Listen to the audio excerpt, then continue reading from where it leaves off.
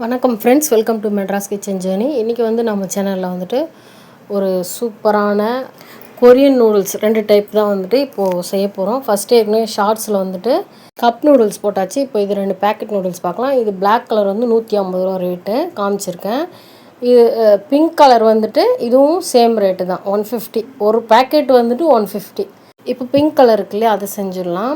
கார்பனரா hot chicken flavour இந்த packet. இப்போ first வந்துட்டு தண்ணி வந்து கொஞ்சம் தேவையான அளவு ஊற்றிட்டு கொஞ்சம் கொதிக்கணும் தண்ணி. அதுக்குள்ளே பேக்கெட் வந்து பிரிச்சுக்கலாம். இது வந்து பாருங்கள், நூடுல்ஸ் நம்ம இங்கே இந்தியாவில் வைக்கிற நூடுல்ஸ் வந்துட்டு கொஞ்சம் மெல்லிஸாக இருக்கும். இது பாருங்கள் எவ்வளோ பெருசு பெருசாக இருக்குன்ட்டு. இப்போ இதை வந்து பிரிச்சுட்டு இது உள்ள மசாலா வந்து 2 கொடுத்துருக்காங்க. அதாவது கப் நூடுல்ஸில் ஒன்று காமிச்சேன் பாருங்கள், ரொம்ப காரமாக, அந்த பேக்கெட் வந்து இதில் இருக்குது. அதனால் வந்து இந்த தடவை கம்மியாக தான் போட போகிறோம். தண்ணி கொதித்ததுக்கப்புறம் இதில் வந்து நூடுல்ஸ் வந்து போட்டுக்கலாம். போட்டுட்டு இது வந்து நல்லா வேகணும். தண்ணி கரெக்டாக வச்சா போதும். கொஞ்சம் அந்த சூப்பி பதத்துக்கு இருந்தால் போதும். லைட்டாக தண்ணி எக்ஸ்ட்ரா இருந்தால் போதும். இப்போது வந்துட்டு நல்லா வெந்துடுச்சு. நம்ம வந்து இந்த சிக்கன் ஃப்ளேவர் மசாலா இருக்கு இல்லையா, அதை வந்து அதில் கொட்ட போகிறோம். அதுக்கப்புறம் சாஸ் வந்துட்டு கொஞ்சமாக தான் போட போகிறோங்க. ஏன்னா ஃபஸ்ட்டே வந்து நான் அந்த ஷார்ட்ஸில் சொல்லியிருப்பேன், அவ்வளோ போட்டுட்டு ரொம்ப ஒரே கூத்தாக போச்சு எங்கள் வீட்டில். அதனால் இந்த தடவை கம்மியாக தான் போட போகிறோம். இது வந்துட்டு ஃபுல்லாக போட்டுடலாம்.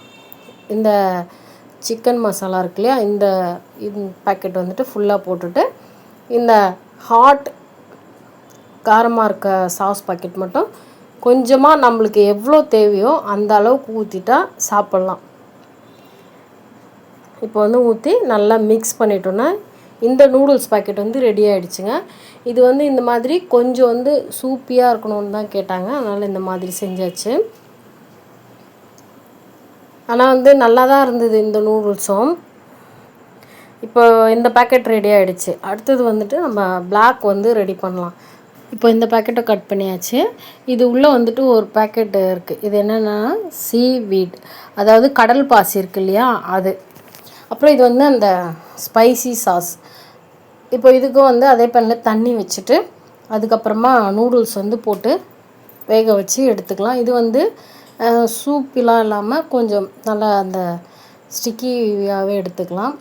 வேக வச்சதுக்கப்புறம் இதில் வந்துட்டு அந்த கடல் பாசி சீவீட் இருக்கு இல்லையா, அது வந்து போட்டுட்டு அதுக்கப்புறமா அந்த ஸ்பைசி சாஸ் வந்துட்டு அந்த பேக்கெட்டு கட் பண்ண பாருங்கள், அதையே வந்து இதுக்கும் போடுறேன்.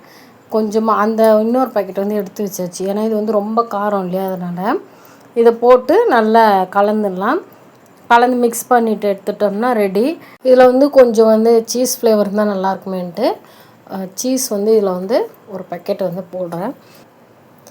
இப்போது சீஸ் போட்டதுக்கப்புறமா ஒரு முட்டையை வந்து அப்படியே உடச்சி விட்டுட்டு லைட்டாக வந்து அது மேலே வந்து பெப்பர் லைட்டாக தூவிக்கலாம்.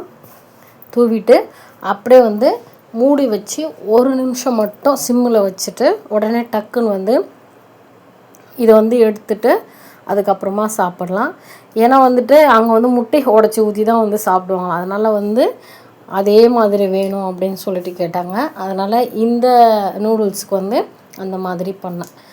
இப்போது இதை வந்து ஆஃப் பண்ணிவிட்டு எடுத்து சாப்பிட்டோம்னா சூப்பரான சிக்கன் ஹாட் நூடுல்ஸ் ரெடி.